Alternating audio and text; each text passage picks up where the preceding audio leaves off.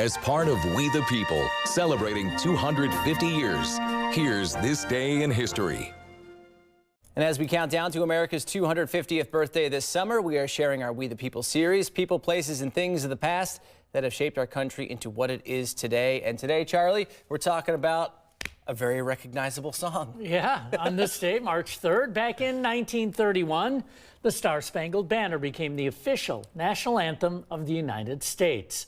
The song was originally composed back in 1814 by Francis Scott Key after seeing the British attack Fort McHenry during the War of 1812. The Star-Spangled Banner was published in newspapers around Baltimore. It was written as a poem originally.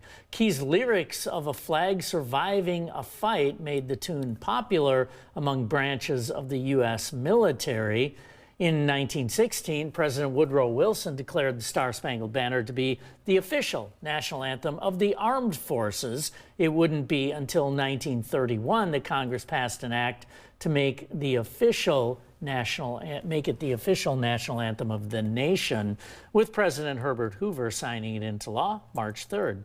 Today, the anthem is performed all around the country, most notably before sporting events. That's This Day in History for March 3rd. Yeah, I love when they play it, the Olympics at the podium, when an American wins a gold medal, or before a game at the World Cup or something like that. It's so cool. Yeah. It's rousing. Yeah. We're biased, though, because we're Americans. Yeah.